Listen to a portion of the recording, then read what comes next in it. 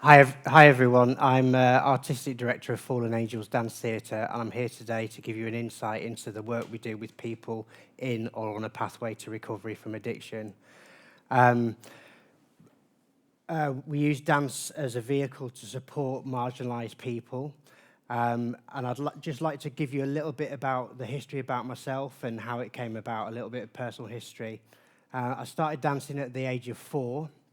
I went to the Royal Ballet School at the age of 10. I was there for 5 years.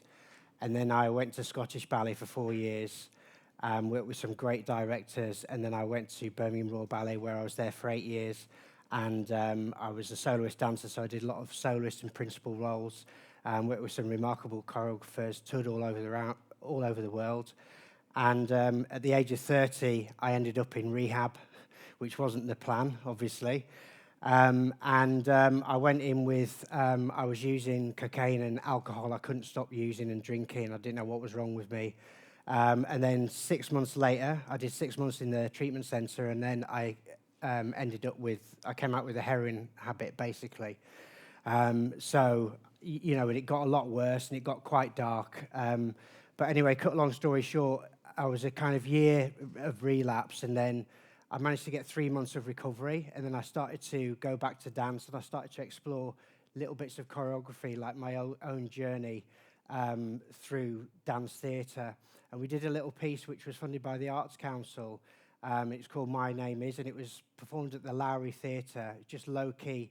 And we invited lots of people from services, prison services, people in recovery, people in long-term recovery, counsellors and key workers. And they absolutely loved it. And there was a lady in the audience that came up to me after the performance and said, would you like to come and teach in the rehab? And I was like, yeah, sure, that'd be amazing, because I've never taught my own kind before. And then I got a bit of fear thinking, oh, what am I going to do with these people? Because I've always taught ballet, so I was really out of my comfort zone. So basically I had to develop tools, put it in a language that they would really understand and have a positive journey. So we looked at creative writing, we looked at paintings, we looked at sculptures, and we looked at drawing authentic movement out of those, their inspiration. And in the session, you get like a 70-year-old alcoholic male and a 20-year-old girl addict that had just come off the street, so it'd be quite varied. And there was one guy in there, and I remember him saying to me he was more scared of doing his heroin detox than he was dance. And that's quite severe, because I've done a heroin detox, so the comparison to that was quite heavy. Yeah, I was there for about a year, and then we managed to get some more funding, and I had some professional dancers. I was working for some professional dancers at the Lowry, and I remember the first day, for some reason, the ideas weren't flowing at all. So I remember going back to my wife, and I said, there's something blocking me or something, like the ideas aren't working. I remember the next day I was teaching in the same rehab, and there was a guy, he'd just got out of prison, 17 years, armed robbery, heroin addict, skinhead, bouncing off the walls, quite a tough-looking character.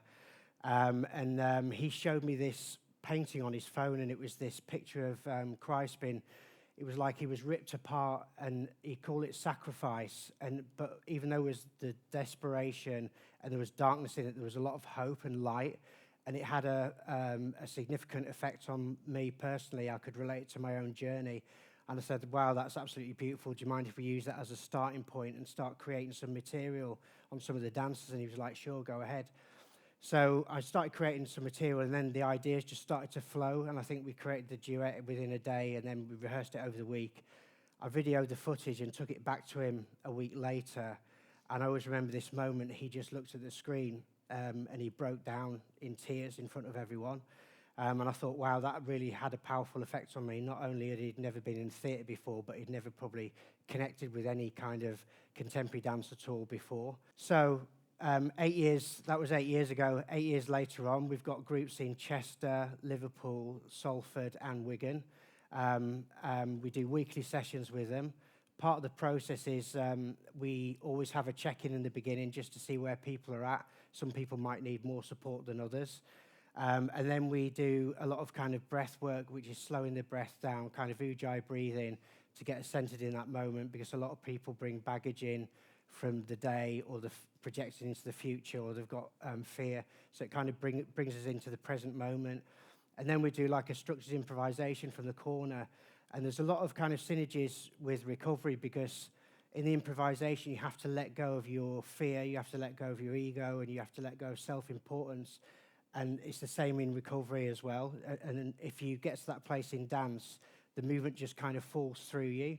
And it becomes really authentic and honest, and it's a beautiful space, and it almost becomes like a movement meditation, which is really powerful. And after them doing an hour of that, their heads are in like a really, really positive space.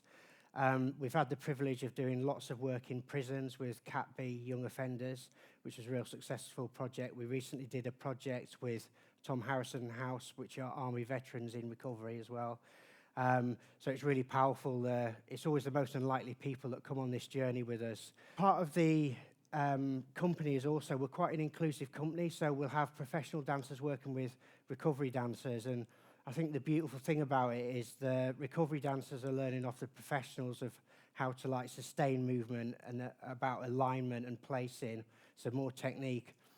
And the professional dancers learn off the recovery dancers because they haven't been trained. They have this authentic movement quality, which is really beautiful, that not necessarily a professional dancer would be able to create, and we're kind of fusing the two. Everybody feels valued and everybody feels they have a voice, so it's quite a powerful energy that you create in the studio. Which brings me on to the performance you're just about to see. Is called A Dark Night Ends. Why A Dark Night Ends? The Dark Night Ends it reminds me of that jumping off point, the gift of desperation, or some people call it the rock bottom, but using that as a tool that propelled us into recovery, because without that darkness, there's no kind of recovery at the other side of it. So we explored lots of themes. The poem, there was a poem that Joe wrote, who you'll see perform in a minute. It's in the first piece. And all the movement came out of her poem. So it's, I hope you really enjoy the performance. It's been great sharing a bit of my journey with you. And I'd like to welcome on stage Fallen Angels Dance Theatre. Thank you very much.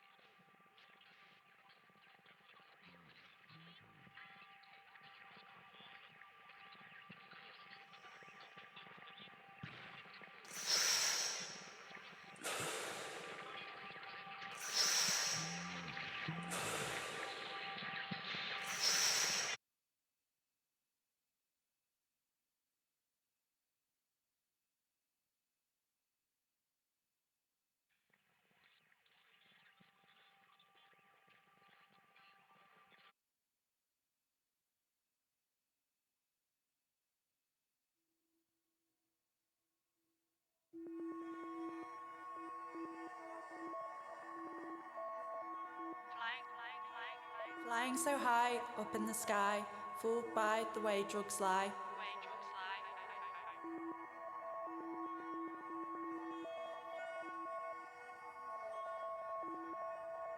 Losing touch with what was real, I loved the way drugs made me feel. Confident and full of ideas, I forgot about all of my fears.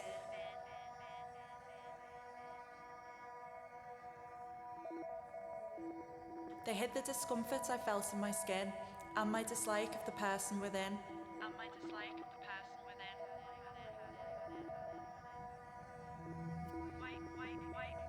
White powder covered the land, soaking me up like sinking sand.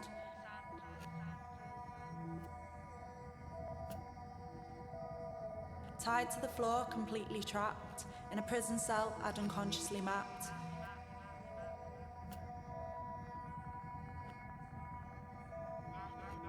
Death was ringing its alarm bell as I went round on a drunk carousel.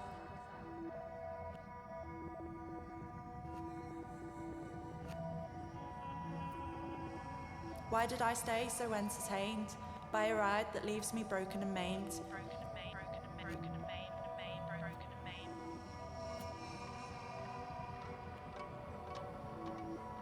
It tried me on like a new pair of clothes, then ushered me down an endless road.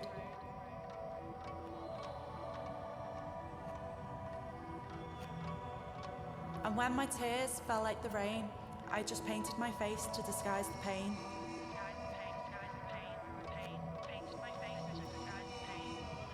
All alone, I tried to solve the riddle by complicating the plain and simple.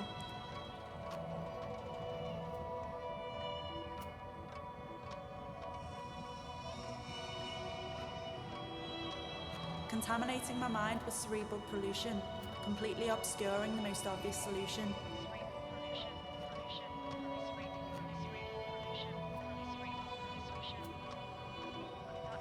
That the drugs were causing me pain, and that I needed to abstain.